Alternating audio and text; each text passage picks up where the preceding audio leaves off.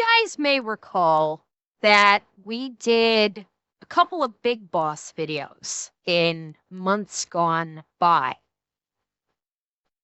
about Bethesda. So we did a video about how Bethesda started, how it was going. Well, Big Boss put out a third video about the continuation of Bethesda a couple weeks ago that goes into post-Skyrim and into Starfield. So I thought, because this will probably finish things off the stream, considering its length, why don't you take a look at Big Boss's video about the part 3 of his Bethesda series, looking at Starfield. Shall we? This video is sponsored by Opera GX. The year is 2023, and for Bethesda Game Studios, it's the final sprint. The culmination of hundreds of millions of dollars and a quarter century of work. And for hundreds of people, almost a decade of full-scale production is about to materialize. Starfield is releasing on the 6th of September, and Todd Howard's magnum opus will be upon us.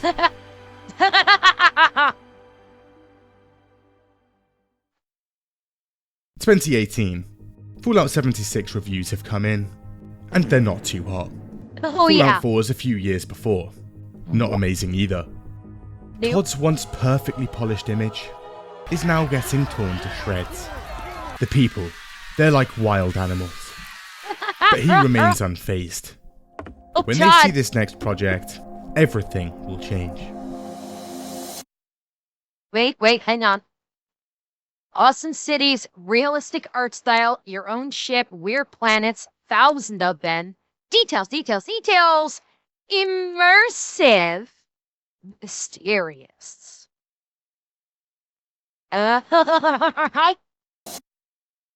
Starfield is Todd Howard's dream game. Something he'd wanted to make since he was a kid, and Bethesda had waited patiently for the technology to arrive to make it. And now was the time. By this point, Todd has also amassed an army of around 500 people. They span multiple countries and 4 whole studios. The manpower here, sizable. And they're going in big. Voiced protagonists. Something they'd spent a ton of time and money on, and turned out to be one of the biggest complaints of their last mainline game. Let's bring it back. And at the start of Starfield's development, Bethesda's design lead and head writer Emil Paliarulo goes on to cast voice actors and record lines. He's even weighing having multiple voice actors this time round. However, early on in development, higher-ups come to a realization. Bethesda had been taking an unrelenting stream of L's for a few years now. Starfield, well, it should probably deliver. Oh, thank God you put that on there. Because that is exactly what it was. This right here was the number one criticism of Starfield. Is that it was literally Skyrim in space. For fuck's sake, your character is known as the Starborn. They couldn't even come up with a clever name or word to describe you having superpowers, and they literally just said, well, people love Skyrim, don't they? We'll just take that and put it in space. We'll even call your character, instead of calling it the Dragonborn, we'll call you the Starborn. It's like, yeah, it was empty Skyrim in space, absolutely. And no, it's not like the story is the story's a little bit different, but it's effectively the same thing. You are a special snowflake, and you get called a Dragonborn in Skyrim, you get called a Starborn in Starfield, and you have companions and blah blah blah. And it was basically Skyrim in space. That is what it boils down to. It literally was that. And again, literally everything that they tried to do with Starfield, they did in No Man's Sky, and it was done in Elite even before that. Like, if you wanted to play good games that involved space travel, like open world space travel, you're better off with with Elite or No Man's Sky far more than you will Starfield. Are Starfield's graphics better? Sure. Yeah, I'll say Starfield's graphics are better than No Man's Sky or Elite. Sure, I'll give them that. But it's not as open world as they like to make it seem. There's a lot of on rails shit, especially the ship stuff. Like, that's one thing that turned me off. The minute I saw that the like all your time in your spaceship was just basically gonna be like load screens, I was like, fuck it, I'm out. I'm not even gonna look at it. Like, the fact that I cannot take off or land the ship, and that the majority of your time in your ship is gonna be just jumping and going through loading screens, either jumping in hyperspace to the next spot, or when you go to land on a planet, well, that's a loading screen. Well, when you get out of your ship, oh, that's a loading screen. Oh, when you want to take off, oh, that's a loading screen. I was like, fuck that shit. You're talking to an elite commander with 6 years of experience in elite, where I can literally go anywhere the fuck I want, do anything the fuck I want, and can still get out of my ship. And you want to peddle this shit at me? Fuck that. I will stick with elite. Elite is like a pioneer in this shit, and I'm sticking with it because it's 1,000 times better than this shit from Starfield. And done of everything, welcome in over on Kick. Welcome in, Raiders. How was your stream? You caught us right at the beginning of Big Boss's video about Starfield. So if you want to stick around and join us in dunking on Bethesda and Fraudfield, please feel free to stick around. It should probably deliver. So they decide on a change of pace, and to actually take in some fan feedback. And the voiced protagonist thing is scrapped entirely. The game engine too, historically a notoriously robust bit of kit. And as brilliant as it is, fans have been quite vocal about wanting a better one for almost a decade. So they get working on that too. Also, RPG elements? Well, they're actually adding some here. Behind the scenes, things are looking good. 2021, 5 years of active development, and the game is beginning to take shape. Bethesda's parent company ZeniMax has also just been bought out by Microsoft, and money is now no object. Microsoft wants a system. This also put a fuckload of pressure on them because now Microsoft is going to want Bethesda and ZeniMax to deliver after their multi-billion-dollar acquisition of the studio. So they're like, oh yeah, now the money's just rolling in, but Microsoft is going to want a return on their investment. Seller. And Todd's only job is to deliver one. They have all the resources they could possibly want. And on the 13th of June, Todd marches on stage, and we get our first look.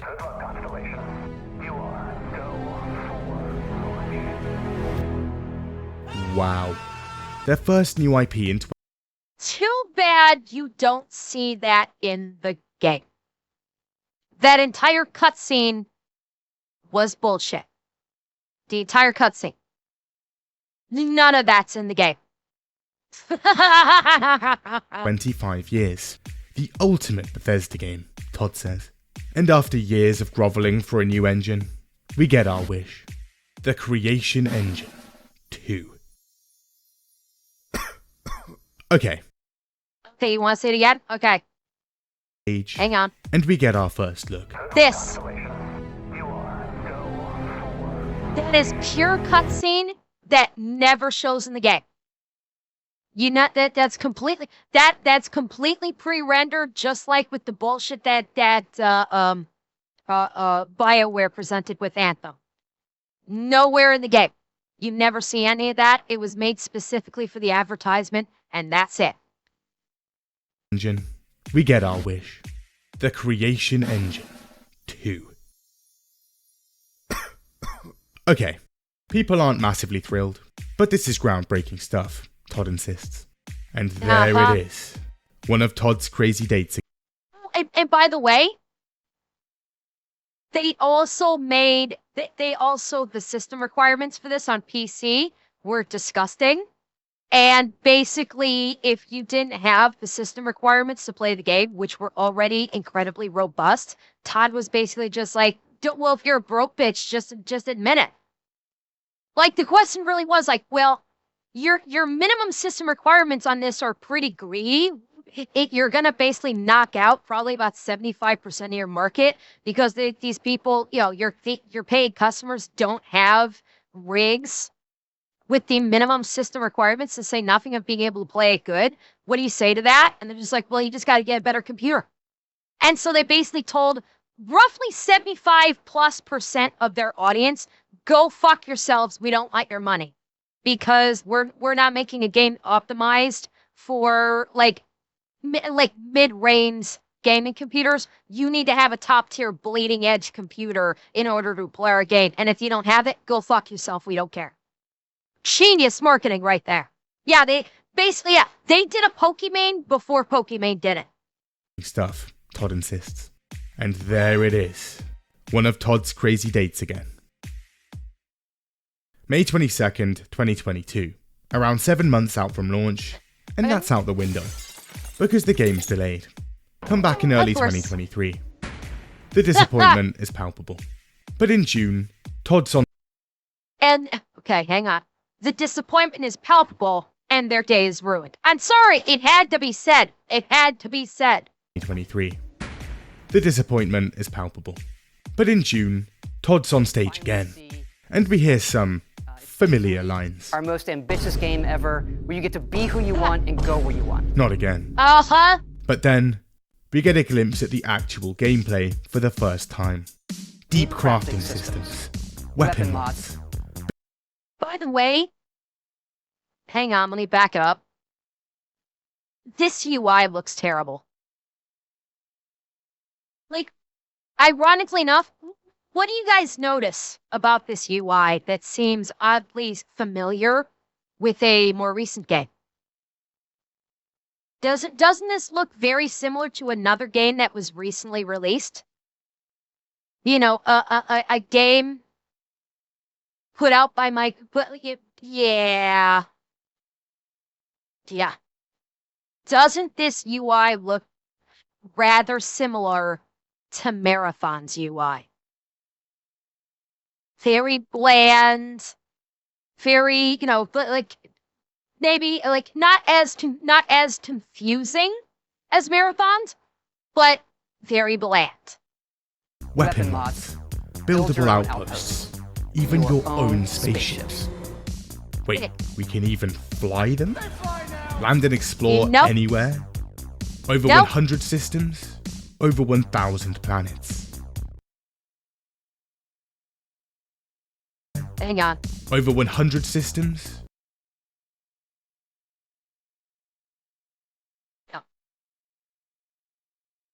No, that's not Alpha Centauri. That is not Alpha Centauri. Where's Proxima? Where the fuck is Proxima? Huh?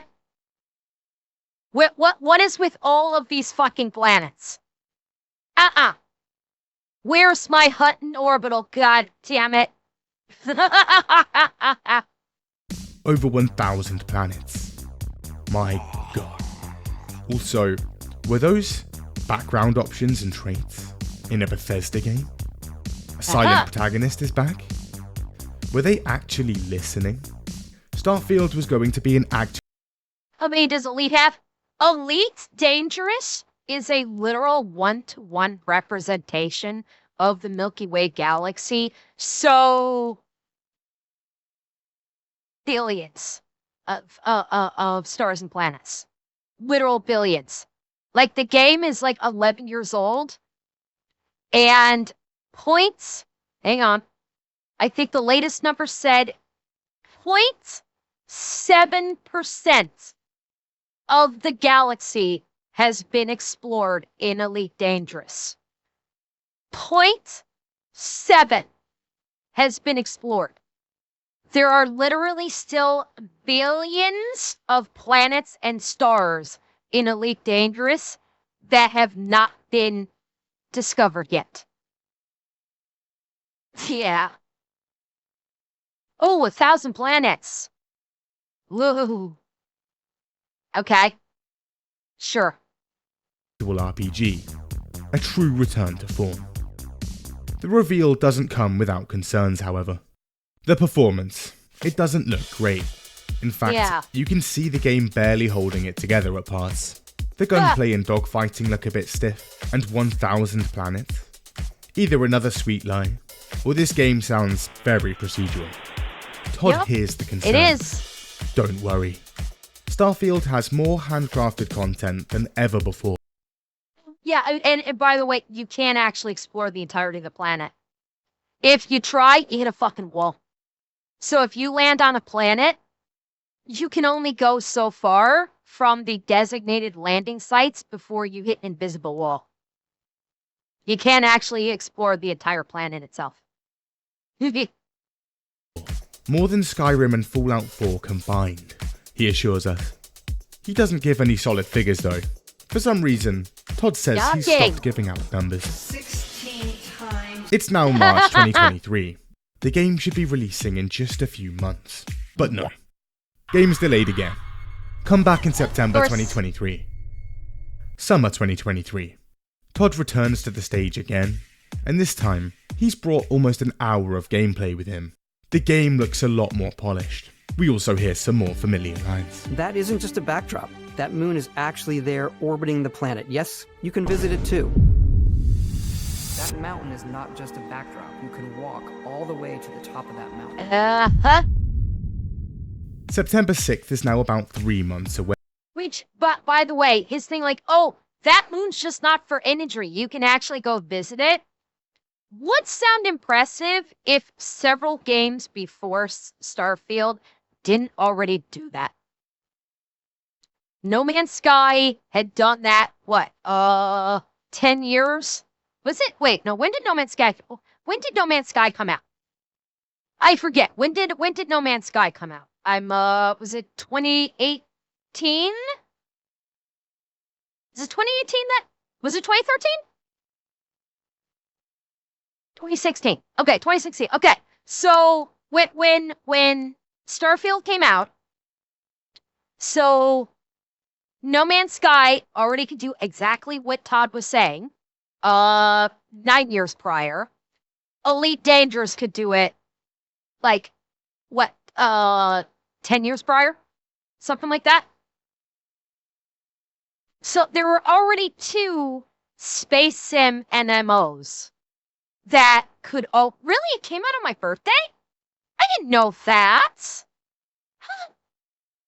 I didn't realize it. I didn't realize that's what No Man's Sky came out. Interesting. Okay. But yeah, so, he's making a big deal, you see that moon? You can actually go to that moon when No Man's Sky could do it already several years before, and Elite Dangerous could do that even more years before that. 2 big space sim NMOs that actually have a much bigger sandbox than Starfield would ever hope to achieve. And people pointed that out when this game first came out. I pointed it out when they first were announcing this game. Todd was making a big deal about, oh, you can fly to that moon. And I'm like, dude, I can do that right now in Elite Dangerous. And I don't have to go through loading screens to do it. So yeah, and yes, No Man's Sky has come a long way from when it launched. It launched badly, but then they buckled down and they improved the ever-living shit out of it. Yeah, No Man's Sky came a long way from when they launched, to their credit. So Todd and the boys put on some fresh kicks. It's time for some interviews. Washington Post, GQ, Esquire. The man is everywhere. Todd's like a playboy. The marketing machine is now in full frenzy, and lots of totally normal articles are being released. What the hell is even that? He's Christopher Nolan. Todd Howard is to games what Tom Cruise is to cinema. Mainly, did they hire the same agent that does Hassan's interviews? Or did Hassan hire Todd Howard's agent for all of these interviews? Because that's what this feels like. The fucking disgusting puff pieces right here. Oh my God. Todd Howard is what Tom Cruise is to cinema? Are you fucking kidding me right now? He cackles when I suggest this theory to him. Slight, boyishly handsome, sharp-jawed and tousled-haired. He has the look of classic. Oh, sweet fuck, they got the same people that do the Hassan Puff pieces. That is the exact same fucking narrative that they use for him. Holy crap! Oh my god. Classical antiquity. He's become a semi-mythical figure to gamers. Now 52 years old, the only real sign of him being flesh and bone are some faint bags under his sea blue eyes. He's reserved, but not at all shy. Talkative, but never all that forthcoming. Okay, God. he even posts on Reddit. Fans are increasingly excited. It's like Todd doing a victory It lap wasn't. here. Whatever they've cooked up over in Maryland, it's good. Turns out, they've had just about every QA person at Xbox on it, and they're saying it's the least buggy game in Bethesda's history. 500. Okay, you know your company is shit when one of your claims to fame is this is the least buggy game in Bethesda's history. That kind of fucking says something about Bethesda's track record for their games for the last umpteen fucking years. It's the least buggy game we've ever made. And it was still buggy as shit. That's the funny part. It was still buggy as hell. Developers, $400 million. Almost a decade in development. Out the way, Halo. This is Microsoft's new system seller. Emil says it's the best game they've ever made. Todd even compares it to Red Dead Redemption 2. Probably has more of a feeling of like a Red Dead 2, right? Like I'm What? living the Western fantasy. Yeah. So Other developers are trembling in fear at the release date, and games like Baldur's Gate 3 have shifted theirs back by more than a month just to avoid crossing paths. The master You know what? That's not nervousness, that's smart. That's smart. Because that way, it's like, no game dev wants to basically launch a game the same, like close to the same time. Yeah, like Baldur's Gate 3 would have absolutely dumpster Starfield, but here's the thing. Even with Baldur's Gate 3 being a far superior game to Starfield, you don't want to split your paying customers into having to choose between Starfield and Baldur's Gate. Because don't forget, even in 2023, games were not cheap.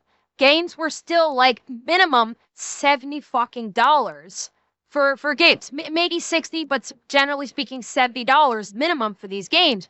You don't want to release at the same time and have two quote unquote tentpole games releasing simultaneously because, yeah, you would have to basically, you're forcing your customers to choose between one or the other instead of like, okay, they want to release Starfield this time. Cool. We'll push back our release by a month or two. That way people, because generally speaking, even the newest games have a shelf life of, I'll be generous and say 2 to 3 weeks. After 2 to 3 weeks, that initial rush is over. People have played the game. They put the hours in there. And a lot of them are actually looking to move on to something else. So you give them that like 1 to 2 months for people to get the new shiny Starfield game. Let them put their hours into it. Get bored with it, and then you release Baldur's Gate 3 about 2 months later. Now you have a new shiny game that doesn't have anything, that is not piggybacking off of another release date. So now the gamers can focus solely on this game and go, ha, new game. Well, I'm bored with Starfield.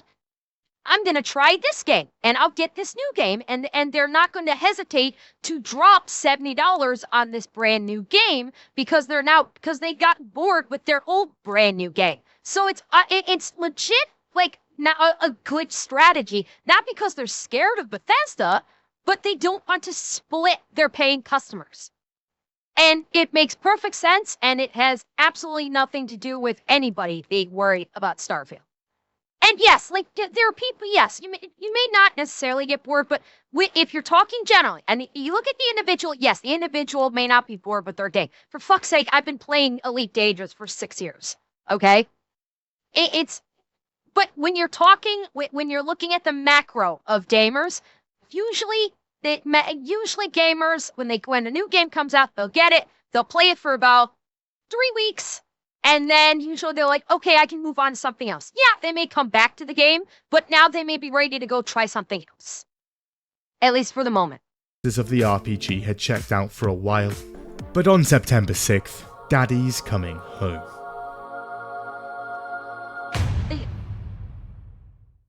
Before that, do you browse the internet? Ads. And are you using insert generic internet browser here? The grey colour scheme. Generic corporate design. My god. Opera GX makes browsing online fun. The perks are numerous. Trying to watch a video uninterrupted, or mid-fight and sick of intrusions? How about complete uninterruption? Because Opera GX is equipped with formidable ad-blocking technology. Video pop-outs, so you can watch entertainment or important news updates at all times. A sidebar filled with music and media to ensure dopamine flows at all times. And added privacy and cross-continental IP addresses with their free VPN. Also, sick of your friends and family walking in during some late night reading? Hit the panic button and your tabs are hidden. Most browsers have limited customization. A wallpaper here, color scheme there. But Opera provides a wealth of options. It even has a mod page. Peruse the aisles. Hate to say it, but I can't use Opera GX. Last time I installed Opera GX on my computer, it actually fucked up my computer. Opera GX actually screwed my computer. It screwed the RGB on my tower, and it actually was causing programs to fail because I had it installed. Yeah, really. I don't know what it was, but Opera GX, fucked with my computer until I got rid of it. Is it worth switching from Firefox to Brave? I'm using Brave right now and it's working pretty good. So far Brave is doing pretty good for me. And the choices are almost limitless. Witcher, Halo, Dark Souls, other stuff. Animated wallpapers, keyboard and tab sounds, unique splash screens. Almost everything is completely customizable. Oh my. There's even a custom Big Boss mod.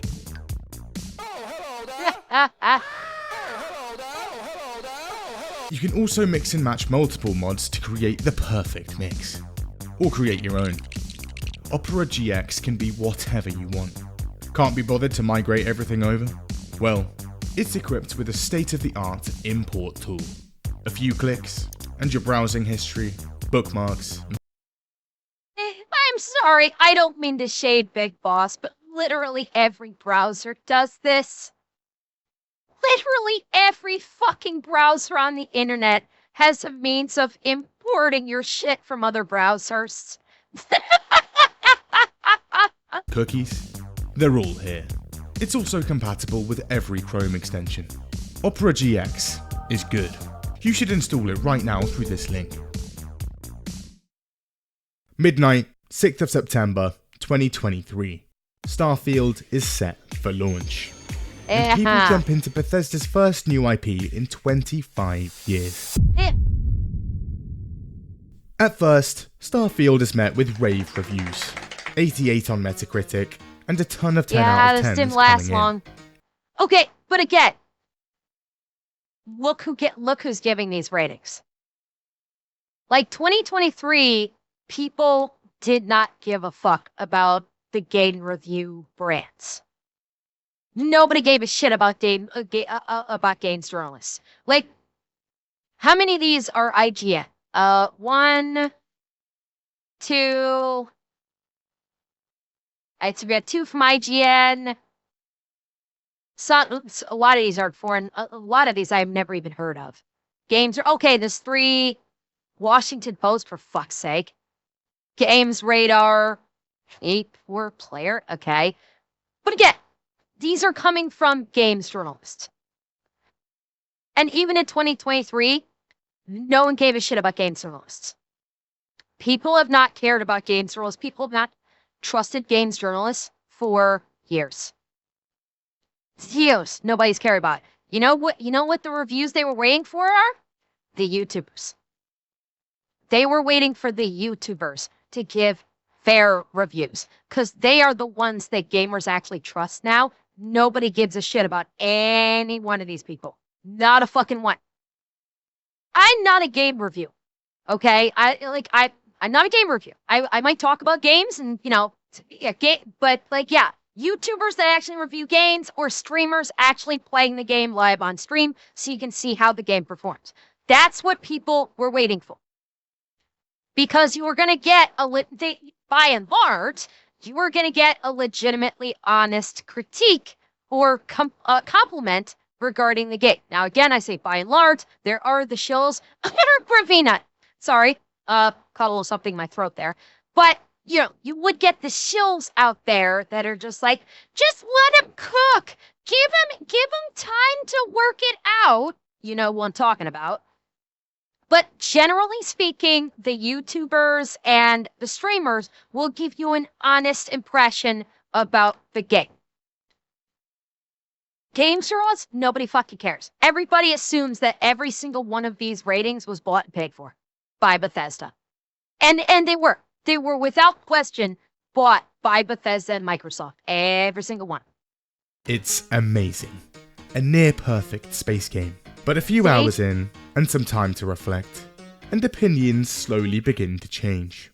The performance. I wouldn't even say on PC, slowly. There's a bit of chop. Why did you not optimize this game for PC? We did. It's running great. It is a next-gen PC game. We really do push the technology, so... Why didn't you optimize this? We did. It's a next-gen PC. I.e., if you don't have a bleeding-edge PC, you're fucked. You may need to upgrade your PC for this game. Yep. The system requirements. There it is. Minimum. Ryzen 5 2600, i7 6800. Minimum. Minimum 16 gigs of RAM. Bearing in mind, this is 2023, where 8 gigs was still the standard. This was before 16 gigs had kind of become the standard. So 2023, they were saying you should have double what the normal is. And then the NVIDIA GeForce 1070 Ti or Radeon RX 5700. And then look at the size of the game. 128 gigs, and it had to run off an SSD. Huge file size, and you had to run it off an SSD. If, God forbid, you had an HDD in there, you were fucked. It wouldn't run the game. If you didn't have 16 gigs of memory, you're fucked. It ain't going to run the game. But then look at what the requirements are.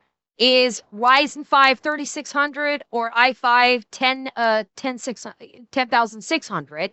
So you had to have at least a 10th gen Intel chip, which, that was like bleeding edge. That was absolutely bleeding edge. The 16 gigs of RAM, and you had to have an RTX 2080, which again, that was 2023. 2080 would have. Pretty sure we were into the 3000 series in 2023. We were probably into the low to mid 3000 RTX series around then. So a lot of people were running 256 gig or 512 SSDs. Yeah, like that's a big thing. A lot of people with the SSDs back in 2023, there was not the standard 1 terabyte. 2080 was a high mid-range card. Thank you. Okay, so 2080 was a high mid-range card back in 2023. I think they were starting to dip into the 3000 series towards the end of 2023. So and the fact is, yeah, like with the solid state drives, this was before solid state drives became the standard. There were still computers out there that were being sold with either HHDs, or if it was an SSD, it was like maybe a 256 or maybe a 512. So this game would literally eat up at least a quarter of your hard drive space, if not fucking half your hard drive space. Like, the system requirements for 2023 were insane.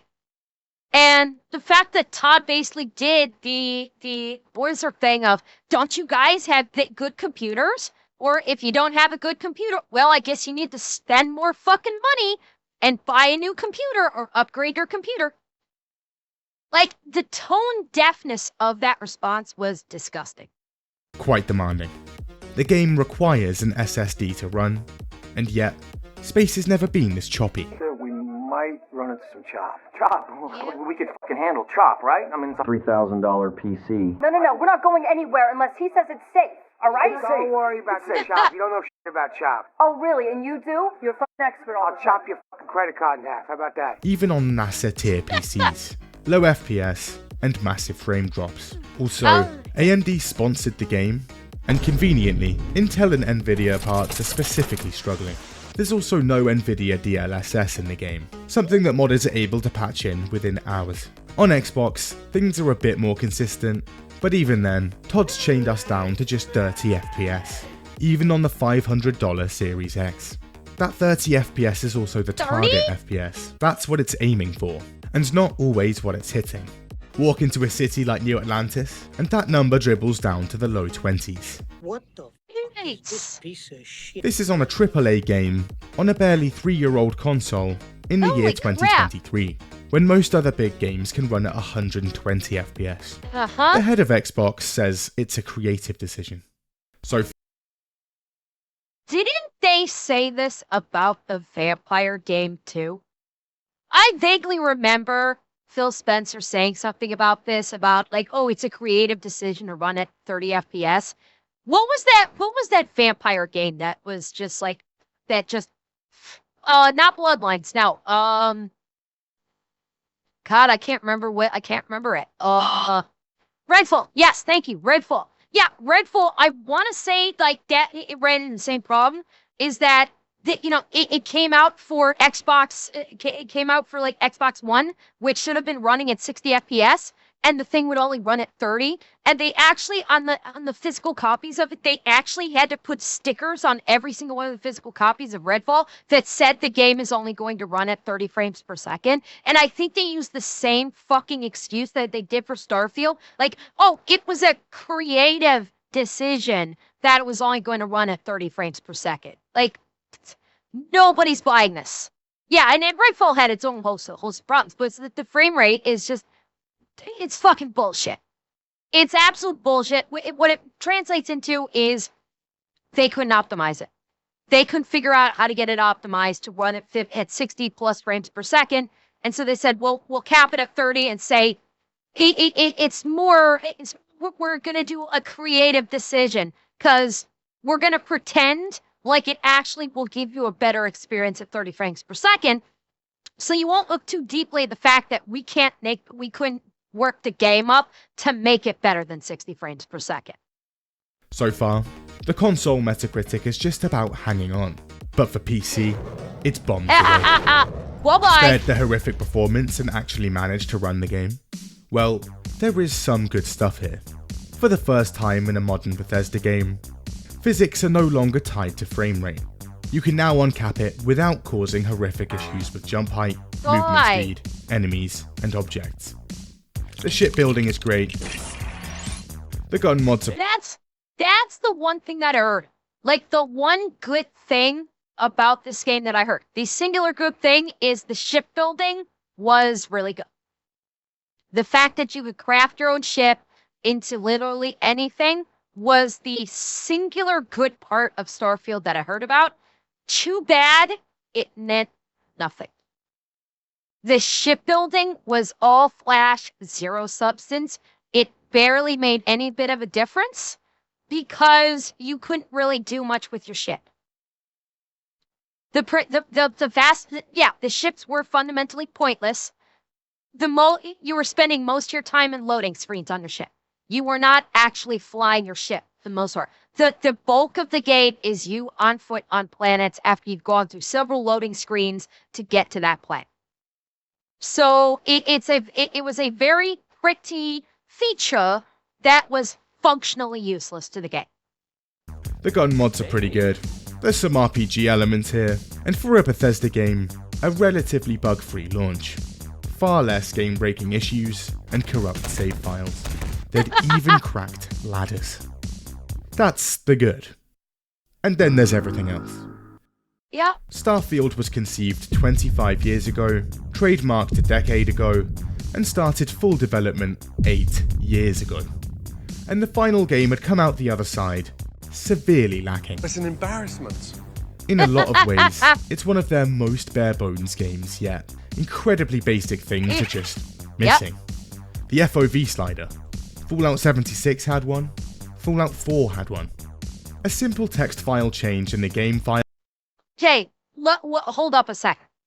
Fallout 76 only got an FOV slider after it launched in an absolutely atrocious fucking state, and the community, after modding the fuck out of it and bitching at Bethesda, did Bethesda do an update that put an FOV slider into the game. Until that happened, it did not have Fallout 76 did not have an FOV slider. So we need to make that very fucking clear right now. Allows Starfield to have one, so why wasn't it in the game? There's no ultra-wide monitor support, no HDR on PC, there's not even any images on the save files. There's also no brightness, contrast, or gamma sliders of any kind. This is on a game that looks horrifically washed out. Dodgy TV or monitor? Unlucky, son. This is what your game looks like. And here's the thing. I don't know if Big Boss is going to say this, but Bethesda in recent years has become wholly dependent upon modders. They don't learn because they don't have to. Because they've realized back with like Fallout 4, the modders will fix their game for them. So they just put out the most basic crap they can. And they literally, I think it's baked into the development that fuck it, the modders will fix this for us. So it's like ever since like Skyrim and Fallout 4, that's what they've counted on, which is why Fallout 76 blew donkey balls. It's why Starfield came out predominantly shit, because they were counting on the modders to fix all of their problems, which a lot of them did for about the first couple weeks. And then the modders actually got fucking bored. Starfield is the first Bethesda game where the modders, after a few weeks, just basically said, we're done. We don't want to deal with this fucking game. We're bored. And they fucked off. And yeah, the modders walked away. Almost the entire modding community walked the fuck away from Starfield. There's only one modder that I know that is still doing something with it. And that person is basically building an entirely new game using Starfield as its base. I forget what it's called, but basically there's a modder out there that by himself, I think, is modding the fuck out of Starfield and is turning it into Star Wars. Is that who it is? Is King Gaff the one I'm thinking of? That's exactly what I'm talking about, the Star Wars one. Yeah, it's like one guy, I think it's one guy, who is modding the entire Starfield game to basically be Star Wars. And is like a huge undertaking. I don't know if he's done or if even close to being done. As far as I'm aware, he's the only modder that is still doing any modding on Starfield. The entire modding community literally fucked off from Starfield because they were done with it. They did a bunch of mods for it for like the first couple of weeks, and then they just said, this is fucking stupid. This game sucks balls. We're out, and they all fucking left. And the very mods that Bethesda was counting on to fix their game basically said, fix your own shit, and fucked off. An in-game calendar? Nope. Your start date is May the 7th, 2330. So if you want to know what day it is, you'll just have to keep track yourself. There was a calendar in Elder Scrolls Arena back in 1994. There's also no in-game map. Again, Arena had this in 1994. Simply no longer possible. Technological marvels lost to the sands of time. And despite multiple delays and intense QA testing, the game still quite buggy. You can do pretty much anything. Yep. And God! Exploring every inch of a mostly untouched galaxy. You do explore differently in this game. We want you to feel hopeful. We want you to feel this sense of awe and wonder. And sometimes a little fear. Mess your credentials. Yeah, he did. Yes. Hang on. Awe and wonder. he did this, and like, because a lot of the landing zones on planets push you way the fuck far away from where you actually want to get to, and it takes you like 2 hours to literally walk to where you're trying to get to, and there's nothing. These planets, by and large, are completely barren and empty and boring, and there's nothing to fucking do. And because it's unlike Elite Dangerous and No Man's Sky, where you can land literally fucking anywhere on the planet, with Starfield, you only have very specific points that you are allowed to land at. And very often, you have to walk for like an hour or something to get to the area that you want to go. And you can see here, he's sneaky. Kyle Hill is snoozing.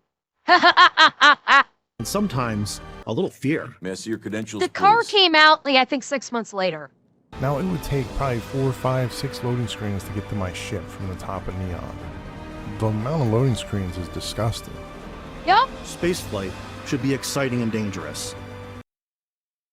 That was exactly it. The loading screens. Starfield had so many fucking loading screens. Which is why when I saw the amount of loading screens from the previews, I was like, nope, not even gonna touch it. I'm an elite player. I'm an elite commander. I'm an elite girl.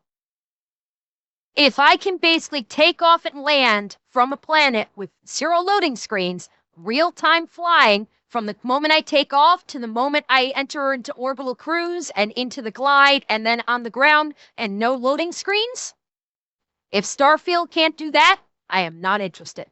Elite has spoiled me. Does Elite have loading screens for getting into the ship? No. It does not. Getting in and out of the ship is maybe about like 2 or 3 seconds of black screen, of transitional black screen, and that's it. The only quote-unquote loading screen in the gameplay is the hyperspace jump. The hyperspace jump is the only loading screen, really, in the game. The Brave and Tom. So when you hyperspace jump from one system to the other one, that is functionally the only quote-unquote loading screen that you, well, okay, I don't count logging it, okay? I do not count logging it. I'm talking about gameplay. The hyperspace jump in Elite is literally like the only quote-unquote loading screen. And even then, you are actively flying through hyperspace. So you don't even really notice there's a loading screen. And generally speaking, that hyperspace jump lasts for, I don't know, 7 seconds, 8 seconds, and then boom, you're on the next system and you're active and going. This game, there's a loading screen for fucking anything. Loading screen to get off the ship. Loading screen to get on the ship. Loading screen when you take off. Loading screen when you land. Loading screen when you go to hyperspace, etc., ad nauseum. And as soon as I saw that you could actively fly your ship, I was like, that's it, I'm out. I'm completely uninterested. If you're going to give me a space game where space exploration and flying through space isn't a big part of it, I want nothing to do with your fucking game.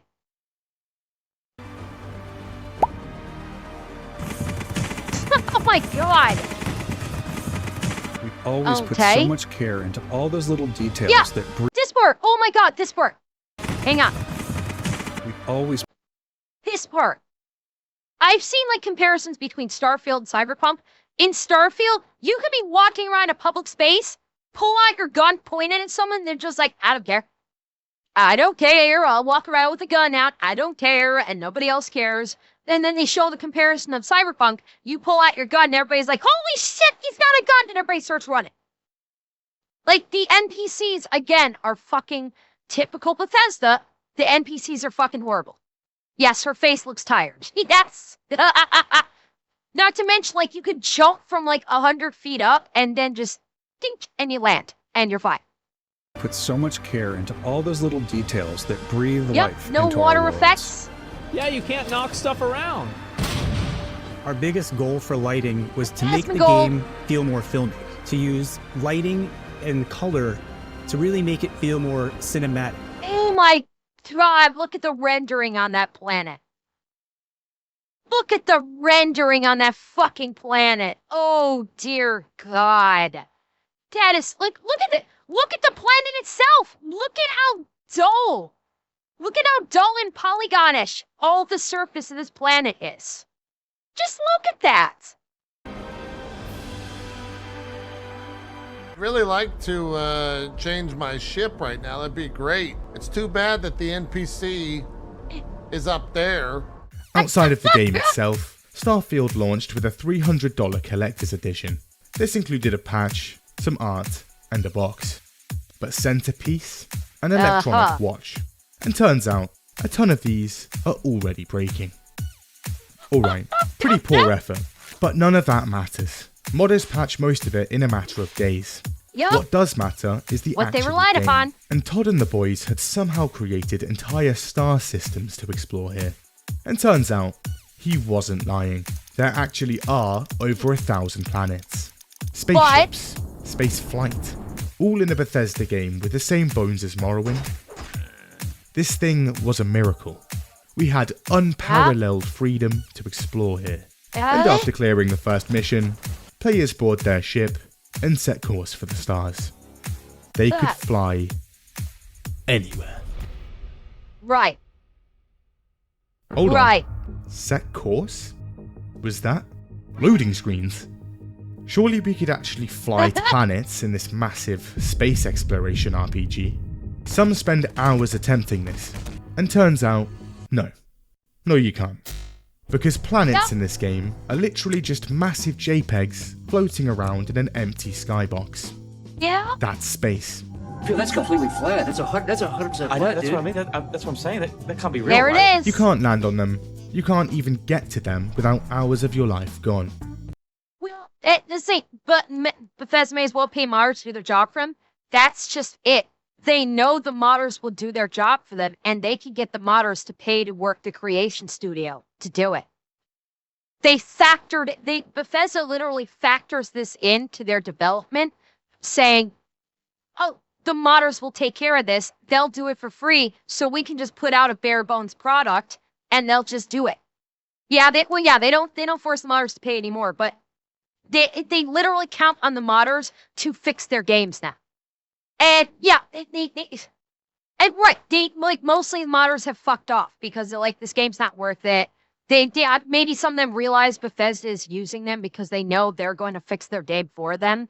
And so a lot of the modders may have just said, you know what, we're not going to help Bethesda out, fix their shitty game. They absolutely did get burned. Yep.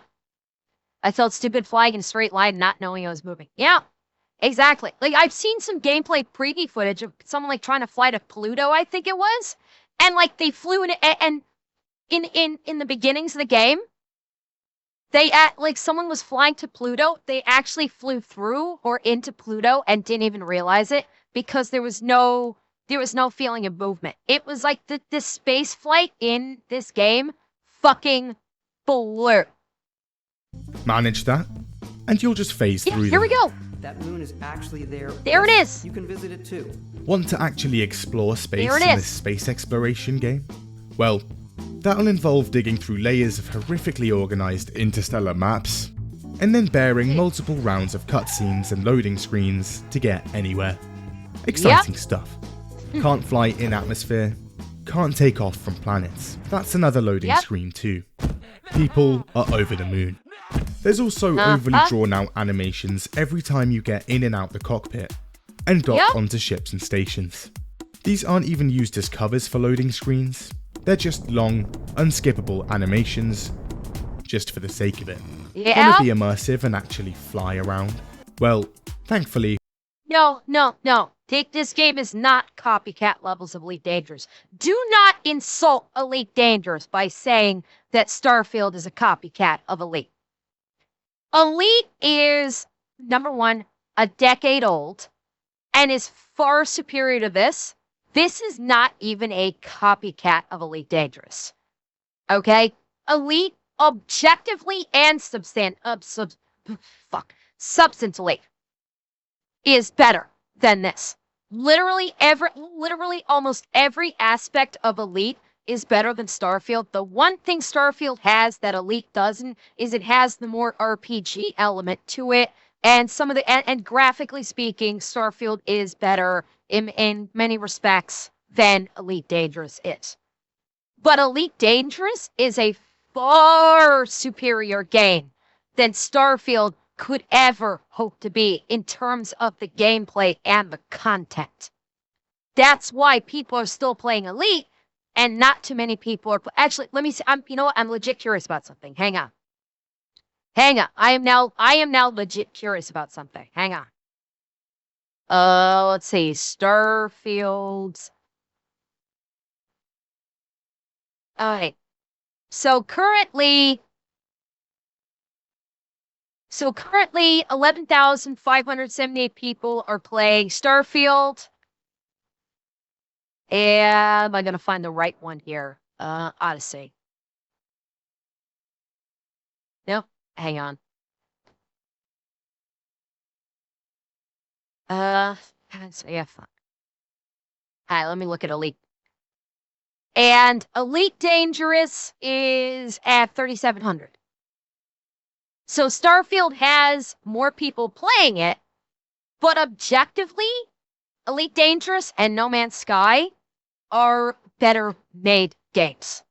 They've got better content, and they have objectively speaking, more content than Starfield could ever hope to have. And yes, Elite has Elite does have its own launcher. Does Elite still use 16-bit color? I don't know if they changed up the color or not, but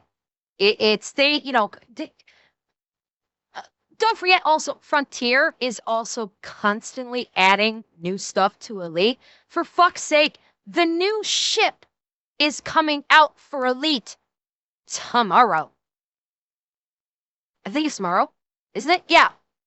The new ship for Elite comes out tomorrow. So 11 years later, and Frontier Studios is still putting out new content for their 11-year-old fucking game. And yes, 100%, I will be trying out the new ship tomorrow. Absolutely. We have options. You can get into the cockpit, long animation, launch into orbit, cutscene and loading screen, and then use the ship's targeting system to pick a planet with a quest marker on, cutscene, and another loading screen. You also forgot but why that do Starfield all that has ship interiors when Elite does not. Yeah, but let me ask you this question. Does that matter? Do ship interiors matter in Elite Dangerous? What are ship interiors going to do for Elite Dangerous currently? Nothing. Yeah, Star Citizen has ship interiors. Star Citizen also is a fraction of the sandbox that Elite is. And Star Citizen is also very much very pay to play. It's Frontier is making hints that maybe they're going to start doing something with ship interiors with the new ship, which I'll show you guys tomorrow. It's an alpha. It's been an alpha for 15 fucking years. I'm sorry, that excuse that Star Citizen is an alpha does not fucking fly with me. Star Citizen has been in alpha for at least 15 fucking years. They have made millions of fucking dollars off of this alpha. Sorry, that excuse does not work for me. It's 10 times longer than fast traveling from the menu, and why even have a ship if you're just going to use the menu? There are some random encounters in space. Pirates, bounty hunters, contraband scans, unique events. However, space combat isn't great, and all of these are completely avoidable by instantly fast traveling somewhere else. Bethesda also never bothered to add a system that tracks and prevents repeat encounters, so be prepared to hear a lot of the same space shanties.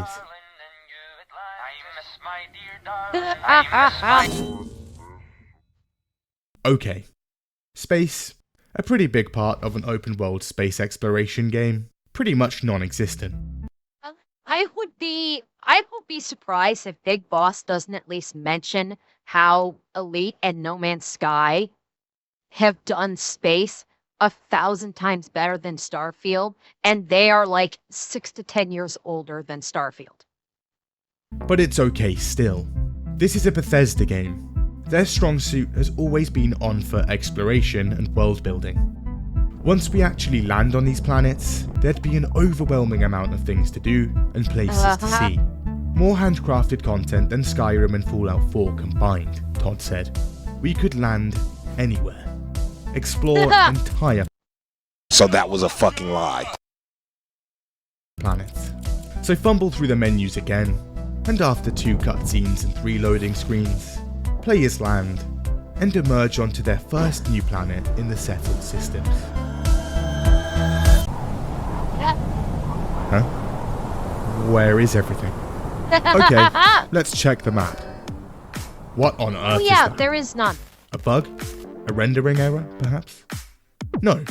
Turns out, that's just how they designed it. Yeah. Okay, let's put that back. Luckily, there's a scanner we can use. And it looks like there's a few undiscovered locations in the distance we can head to. Hundreds of meters away. That could take a while, so best get out the rover. Wait, there's no rover. Bethesda designed a planetary exploration game without a readable map or a land vehicle. Okay, running it is. The world looks good. Bethesda has nailed the lighting and skybox, and there's some interesting creatures, natural formations dotted about, alien dung piles to sift through, and a few old facilities to explore.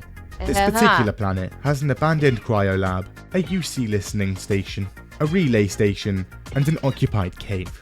Not sure why the abandoned facilities are full of enemies, but occupied caves are completely empty. But anyway, wow. There's even some of that old Bethesda environmental storytelling here. Nice. But eventually, it's time to take off and head to another planet. Or out the same. Hold on. Is that identical formations? The same creatures? The exact same cryo lab? The building layout, enemies, spawn placements, even down to dead bodies, notes, terminal entries. Everything about this place, the exact same. The game has over 1,000 planets and 120 star systems. Handcrafted, everyone. And Bethesda decided to just sprinkle the exact same 100 locations around them. And due to a weird algorithm, a lot of the time, that'll be more of those caves, cryo labs, and UC listening stations. Even the main quest of the game recycles these identical locations multiple times.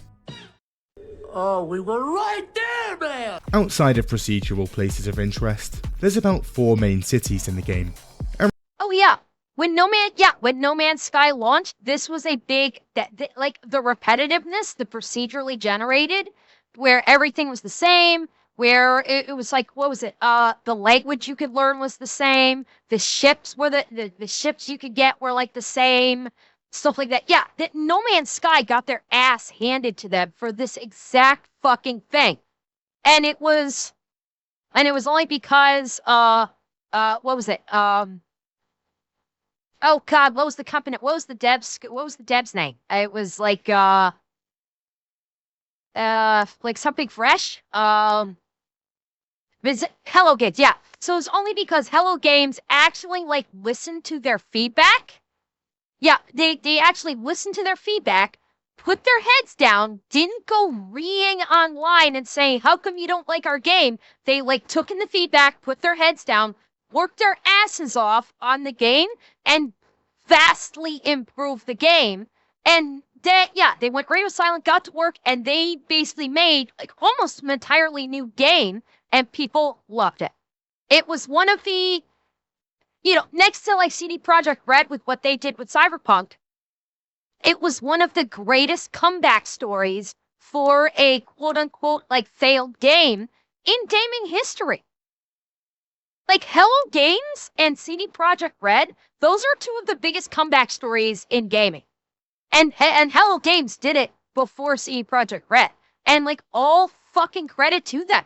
They took in the feedback, they listened to it, and they applied it to the fix of the game. And yeah, they're still putting out updates to this day. Dude.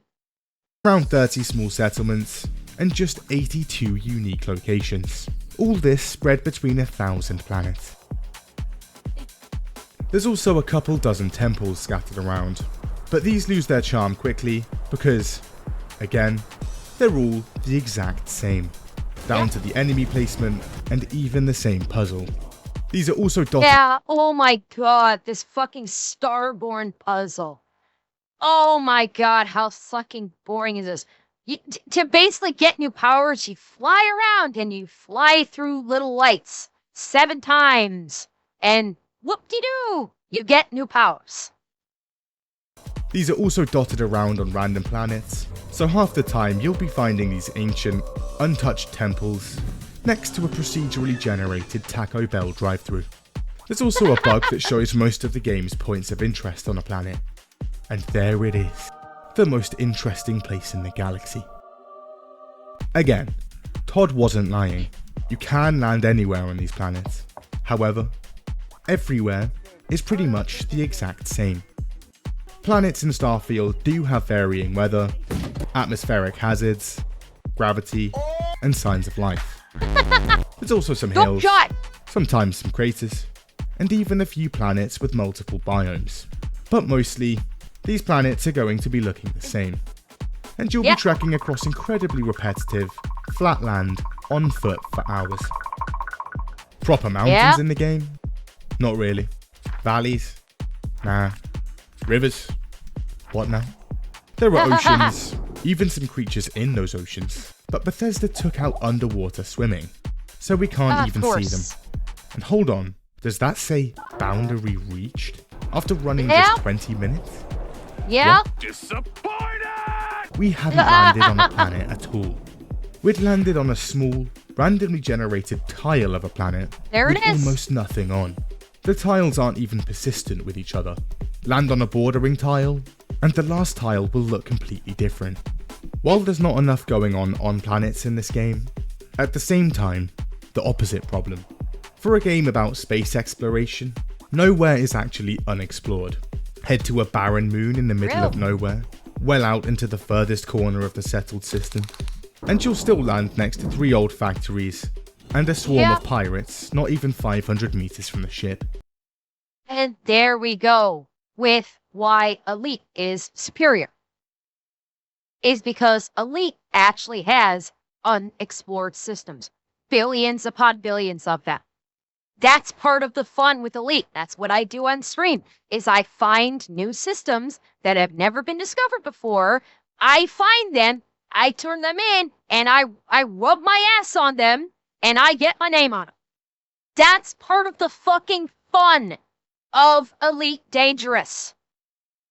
And eventually, yeah, if you work hard enough, you can actually colonize that. It will just take a long fucking time, depending on how far out it is. Absolutely. It's, again, only further proof that Elite Dangerous is so far superior than Starfield is. Not to mention that if you land on a planet in Elite, you can traverse the entire fucking planet if you wanted to. Granted, you're gonna want to go on an SRV because they actually make the planets to scale. That's another thing with Elite is the galaxy and the planets are to scale. They are a 1-to-1 scale. So if you land on a moon that astronomically is supposed to be X amount of miles or thousands of miles in diameter, that planet is actually that many thousands of miles in diameter, and you will literally take that long to try and traverse the planet, either on foot or in an SRV. And yes, the SRVs are not paid DLC, they are part of the game. You've just landed on a world with radiation storms, 200-degree temperatures, and acid rain. Oh look, there's a cave with some human remains. You're not exploring or discovering anything here. So what is there to actually do on these planets? Well, you can scan and survey the geology and fauna for XP. However, this basically boils down to just running around spamming the left bumper. Of course, there's also no index for any of this, so you can't even see what you've scanned. Also, again, no underwater swimming, so Bethesda went through all the trouble of modelling, designing, and texturing underwater creatures, only for them to never be visible to the player. You can scan them though. You can mine materials and build outposts with them, which you can use to mine more materials, but outside of crafting and XP farming, it's a loop you can skip entirely by just looting or purchasing stuff. There it is. You can run through the same few heavily reused places of interest, and finally, complete the 1 or 2 incredibly basic Radiant fetch or kill quests that have a chance to spawn on them. No, Killer, if you want to get Elite, that's great. I don't think it's on sale currently, but it's far less than Starfield. Elite, the full game for Elite is like, what, $20? I think right now it's currently on Steam for like $20 for the deluxe edition, which is the one you want. And that gives you the full game. But if you want to wait, it goes on sale all the time. You could easily wait like a few weeks. Yes, the deluxe version does include the DLC. That's the one you always want to get. The deluxe version. I want to play Elite, but your laptop is 7 years old. It might be able to handle it. The requirements for Elite are not staunch. So, you know, if you have a 7-year-old laptop, I won't say for sure, because I don't know the specs, but it might work. The joke used to be that Elite could run on a potato.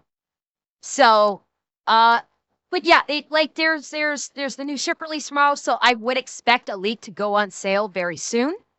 Even if it doesn't go like on sale tomorrow, it goes on sale pretty freaking frequently. Usually, like every other month or so, Elite will go on sale for like $10 for the deluxe edition.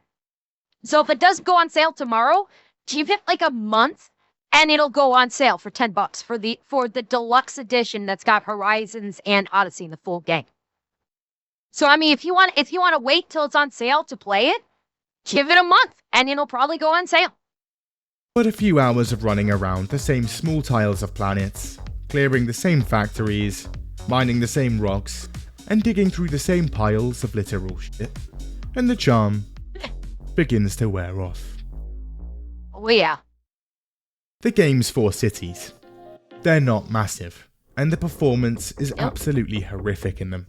It's also 2023, and any time you want to enter a building, there's a loading screen. Fast travel to a building? It will put you outside the front door. So that's 2 loading screens. You can't keep getting away! Again, this game requires an SSD to run. Also, this is the biggest city. There's like 400 people here, and it's in the middle of absolutely nowhere. It's also home to the largest and most advanced military force in the entire galaxy. But walk just a few hundred meters away, and you'll find camps of pirates and mercenaries. Trying to get around the city? Good luck, because again, there's no actual surface map.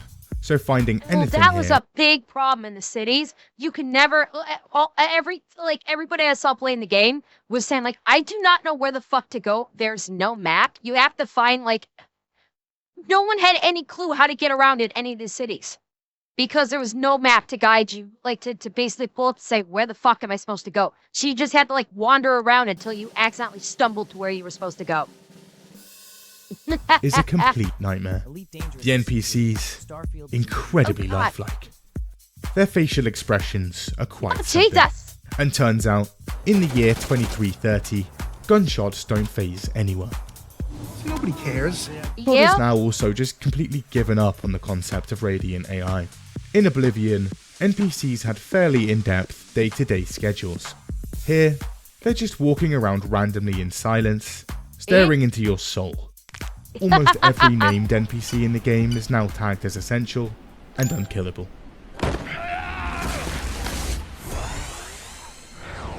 The AI in general, interesting too. He's just standing in front of her! Terrible in combat, weird spawns, glitching through walls, Ascension. The enemy variety, overwhelming. 90% of them are bounty hunters with guns, pirates with guns, or angry religious people with guns. Oh. Of course. There's also a few types of robots, and then a bunch of mostly passive animals. The combat itself is actually pretty decent, but there's not much of it. Add on to that most enemies being pirates, a faction you'll probably join early on, and now there's even less combat. Yo guys, it's me, Charlie. Hey, did that guy just turn into sand? The new lockpicking system. Very fun, and very rewarding. And for a game so heavily reliant on inventory management, maps, and menus, the UI here, absolutely horrific. This is f***ing okay? These f***ing assholes, these menus within menus, maps within maps. Todd has been known to streamline game features over the years, and Starfield is no different. Melee weapons. They're in the game, but there's not many. The ones that are there aren't modifiable, like they were in Fallout 4 and 76. You can still take gun mods off, but this time, you can't add them back onto other weapons. They just disappear. Oh, that sucks. No armor and weapon dismantling. You can't loot outfits from NPCs' bodies. And the base building from Fallout 4 is here, but it's bare bones. There's no settler system, raids, or economy system, and the whole thing is pretty much pointless. Oh, what am I doing? Stealth, that's what it boils down to. Definitely worse than previous games. People now see you through walls and platforms, and guards just teleport directly to you. Companions rarely crouch, and alert everyone all the time. The game also has cartoonishly large vents peppered around buildings, conveniently placed in areas you need to sneak around. They're so big, you can literally sprint around in them. This is definitely a coincidence, and not because Bethesda didn't bother to lower the player hitbox when you're crouching. Coincidence? I think not! The speech in Starfield? A big step up from 4. No voice actors means more varied dialogue options, and a more nuanced dialogue system. More chances to persuade and affect quest outcomes, less, give me money. We are for the money. Also, you can now actually see what your character's about to say. However, there's also a new persuasion system, and it uses multiple rounds of speech checks to pass. Do you want to have sex with me? Yes, I do. Amazing. Not now. Not a terrible idea, but Emil and the boys couldn't really be asked to actually write all these speech options. So instead, they just wrote a bunch of generic ones the game can pull from, when they were meaning bothered half to do the it. stuff you say here will make no sense at all. Hey, Douglas, how's the wife? She died. Attaboy! It's also still based on percentages, so you can just save and try again. Do you want to have sex with me? I'm not giving you my card. While there's some incredibly believable persuasion here, Maybe I can make an exception. the dialogue itself, generally quite bland and boring. Oh my god, I still have to talk to this bitch. Fallout 4 was criticised for its overuse of Radiant quests. It isn't real. Another summit has seen. So in Starfield, they dialed it up to 11. Even a ton of the regular quests feel Radiant. There's a ton of fetch and kill quests, and these are now even worse because of all the loading screens and menu digging. I've waited years. Need to speak to someone? Well, despite there being faster than light ship travel, inter-system radio, internet, or messaging doesn't exist here. You're gonna have to travel a few light years and bear a few rounds of loading screens to have a 30-second chat, and then go through the same again to leave. A significant portion of the game could be skipped if you could just send an email. You also have a smartwatch on your wrist for the entire game, but can't talk or text someone on the same planet. But steal a paperclip, and everyone in every star system in the game instantly knows about it. Makes sense. A lot of the quests are linear, ending on one of two outcomes, and there's pretty much no interaction between different quest lines, or even factions. Their outcomes don't affect. Again, this is another way in which Elite is superior. Because depending upon how you basically work with your factions or work with your superpowers, literally can change the dynamic of the entire game. We have seen like big story modes, big community goals, where it's involving the superpowers and what happens in the game with these community goals, or how you basically like bolster up your superpower that you're a part of by doing quests, by doing various things that can, get them into more systems, you will actually see the background game simulation change in accordance with what you do and other players do with these like system powers or with these superpowers. And it actually makes a change, and it actually makes a difference, to the point that you'll actually see full-blown fucking storylines that Frontier will put out that works in conjunction with these changes in the superpowers. This is all, like, Starfield is all fluff, all set dressing, with zero substance whatsoever. Anything and mean nothing. While there's less quests than Skyrim, you'll still be given a metric ton of them. And again, with over 1,000 planets and dozens of other locations, the boys at Bethesda didn't consider adding a sort by local option, meaning it's a nightmare to work out where they all are and get through them. Okay, the quests aren't brilliantly made, but how about the world and story itself? This was Bethesda's first new universe in 25 years. They couldn't just post on pre-established work here. They'd have to write this whole thing themselves from the ground up. But it's fine. Todd's got top writing talent. And him, Emil, and the rest of the writing team sat down to plot. First order of business, this game's setting. Let's make it extremely inoffensive and completely sanitized. Remember lads, for fuck's sake, we're gunning for a mainstream crowd here. We don't want to put anyone off. No mature themes. Dark. And here is where the first failure in the writing begins. They're writing for the normies, they're not writing for the gamers.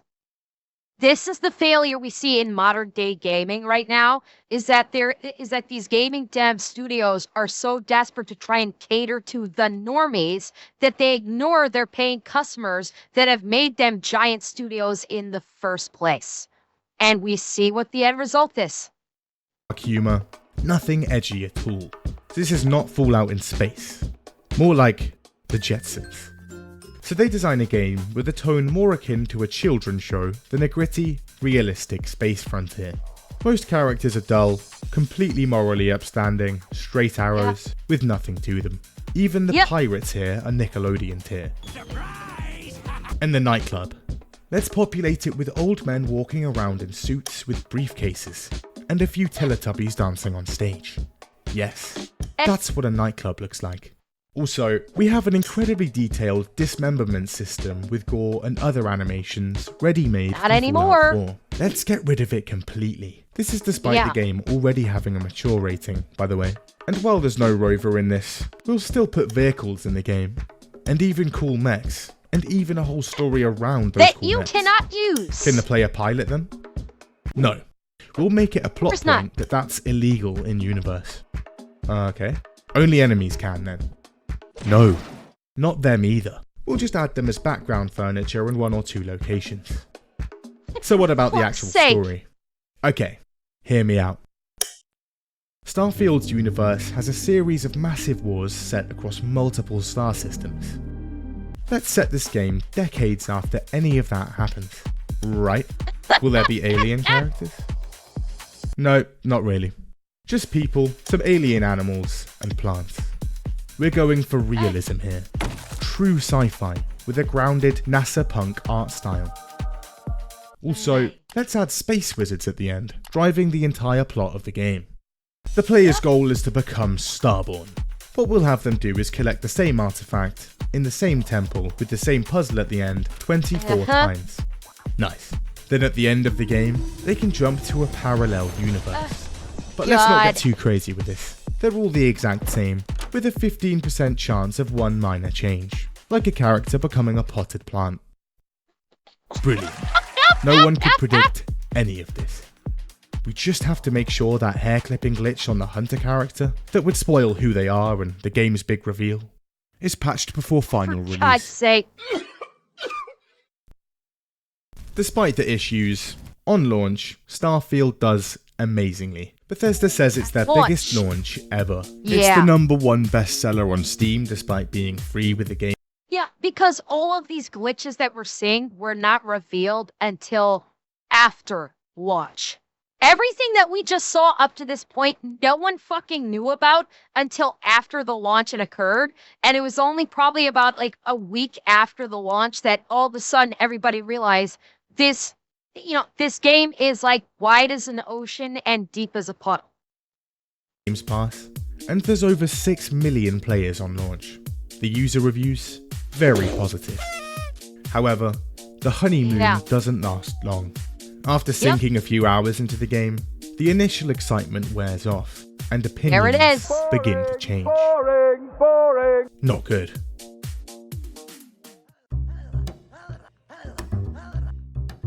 Todd, they're leaving negative reviews on Steam. Well, delete them. Okay. Now we've been through this before. Didn't handle it amazingly. We should just keep a level head here. Let these reviews simmer and ride out the storm. Log on to Steam.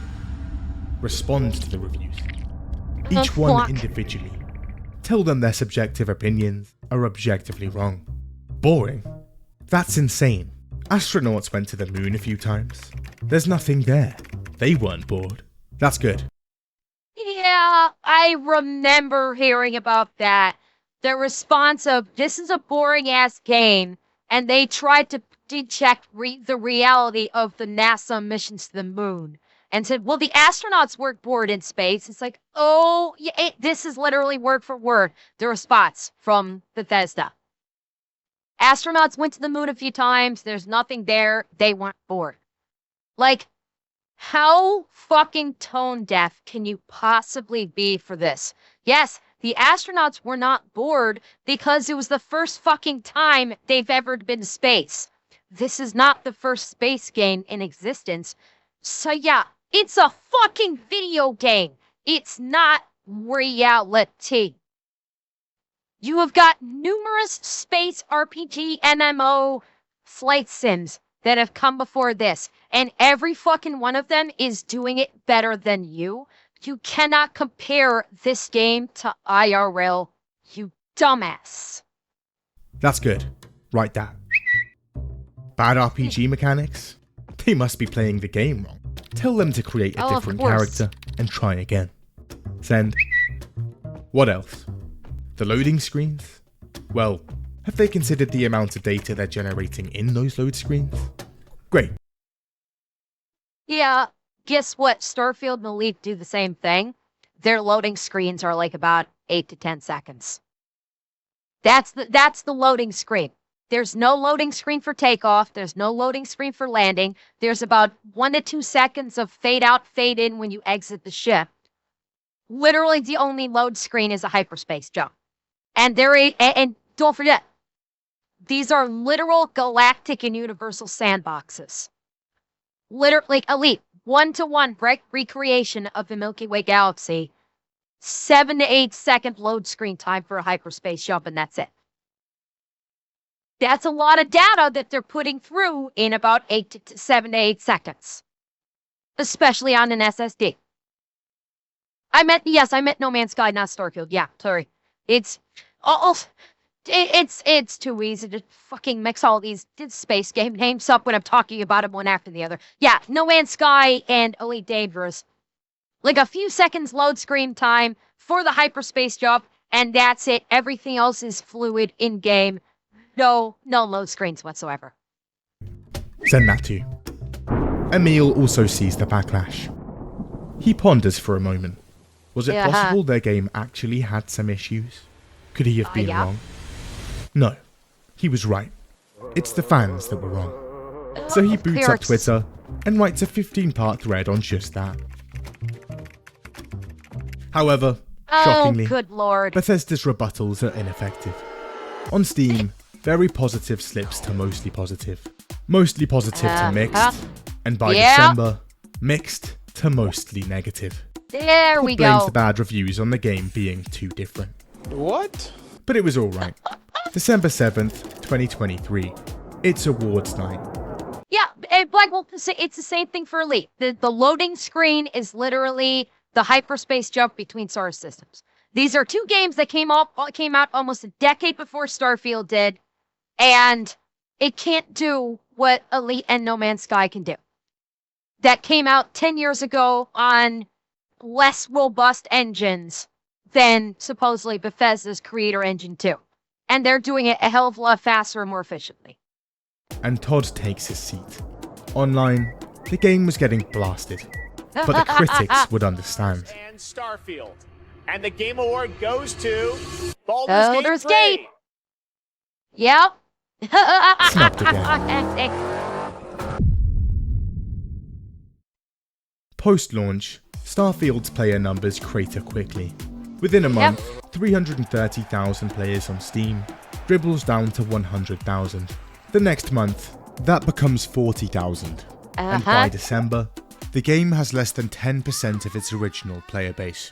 It's not just players. The game is so boring, high-profile modders are just up and quitting in the middle of development. Okay, Exactly. no bueno. They need to do something. And that's where the biggest failure came out to be.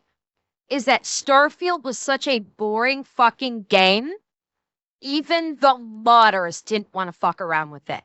That is when you know that you have failed as a Bethesda game, when even the modding community gets so fucking bored with it, they just go fuckity bye.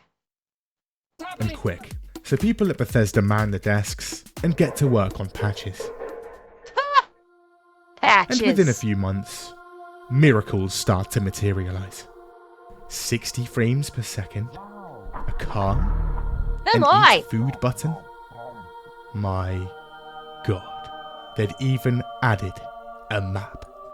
However, any goodwill from patches instantly incinerated as they unveil paid mods for a third time and try to shift singular quest mods for $7 a piece. Of course. People will buy anything. The more you put into it, the more it gives back. Review bomb the train again. So what happened? Well, post-launch, a few articles on the game's development comes out, and we get a glimpse of the behind the scenes. Back in 2015, and full-scale production of Starfield was kicking off. For Bethesda, this is also a time of aggressive expansion. 180 people in a single building in Rockville in 2015 turned into 500 people spanning 4 development teams, cities, and multiple countries by 2021. And naturally, for development, this changes things. Individual developer freedom goes down the toilet, and people are now forced to adhere to a strict development schedule. According to a former dev, some of the best features of Skyrim and Fallout 3 started out as random side projects they'd play around with during development. However, Bethesda's new games are made with a checklist design. And there's the failure in the end. When you take away the developer freedom and throw in, you have to have checkboxes, that is step 1 in how to kill your game. Because the best games out there are creative. They're interesting. Where you actually have creative and inventive people coming up with creative stories, creative characters, creative mechanics, creative weapon systems, creative stories. The moment you take that away and go to a checkbox system, you've basically killed the entire game. Because then it's going to be just like every other fucking game that's already out there, and people are going to go, why am I going to spend $70, $80 fucking dollars on a checkbox game when I can spend $10 or $20 on a game 5 or 10 years old that the devs actually put their heart and fucking soul into? Or a new game done by an indie studio, again, the rise of the indie developers is here and is kicking fucking ass, and why wouldn't I spend $30 on an indie game by a team of 2 or 5 that is clearly done out of for love of the game and out of creativity versus the corporatized checkbox? It's why people are done with Bethesda. It's why people are done with Ubisoft. It's why people are done with all of the mainstream devs. And it's why all of these small indie dev games have just skyrocketed. Expedition 33. Indie fucking game just released through a corporate distributor, but the game itself is indie. Same thing with Baldur's Gate 3. Yes, it was released through a corporate distributor, but the game itself is an indie game. Are you seeing a fucking pattern here? Nobody gives about the corporate bullshit coming out these days. Everybody wants the indie games because they actually have passion for the games that they're building, and you can actually feel it in these indie games. You can actually feel the joy that these devs had in developing it. You can feel the passion that they had in the stories that they're creating. And that's why I'm constantly saying in both the gaming industry and the film industry, now is the time for the independent developers and studios to rise up and kick the fuck out of the AAA devs and the Hollywood studios and show that their time is fucking over. And upper management won't be happy. So this experimentation is no longer possible. At the same time, a ton of bureaucracy, constant meetings, and a game that is now essentially designed by committee. Word on the street is, Todd is known to be an obsessive micromanager, so almost every creative decision runs through him. And with 500 people now under his belt, he's stretched thin. Emil Paliarulo is still the head writer, and his philosophy hasn't changed here. He likes to keep things simple, stupid. Keep it simple, stupid. This is my own personal rule for myself, right? And why put in any effort writing a good story when players are just gonna make a paper aeroplane out of it? And they're gonna throw them around the room, and they're never gonna see your story. Because they are gonna spend 30 hours making shacks. Bruh. He's also the design No, they're not. lead, and he's still absolutely raw dogging that too. No need for a proper, widely accessible, unified document to keep the 500 people working on the game informed and on the same page. Let's make the game itself a design document. Just write some notes in the game files as we go. The result of this, a very compartmentalized development with a ton of siloed game features that never interact with each other. Mechs that are designed, textured, and coded, and then barely appear outside of a single mission. And systems like zero gravity that again are only used a handful of times. After negative internal feedback on gameplay, they'd also pivot direction massively mid-development, and a ton of systems central to the game were trimmed.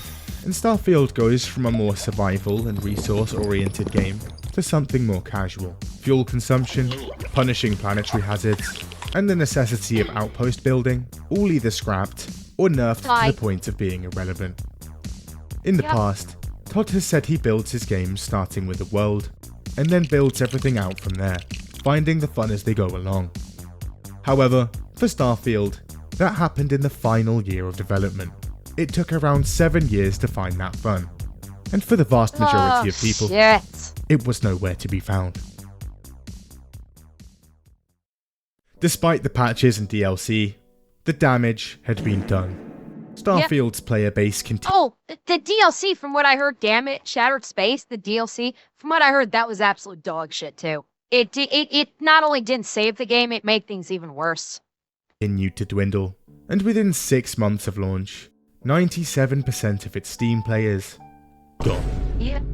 On Steam, for Skyrim, it took around a decade before players dipped below 20,000. For Fallout 4, that took around 5 years.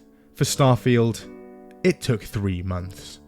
As of 2025, Fallout 4 has 6 times the Steam players, Skyrim around 7. The developer's original intent for the game was to be a long-term platform for annual expansions, but with these player numbers, not sure about that. Even on Bethesda's communication channels, months of silence on the game. No patches for almost half a year. Had they up and quit too? But then in March 2025, a tweet. The game is not dead yet. A patch even comes out in May. Some bug fixes, creation kit additions, and a new, very low graphical setting. Nice.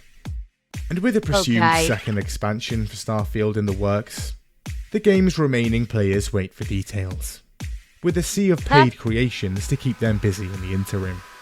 But for the third time now, Baldur's Gate 3. Todd leaves the Game Awards empty-handed. The industry was not the same as it once was. The competition is now hot. The tech, incredibly impressive. But this next project was different. Bethesda's forte. They could not mess it up. Oh. It looks like we have another one coming soon. Oh my, how many months are we going to be waiting for this next big boss Bethesda chapter?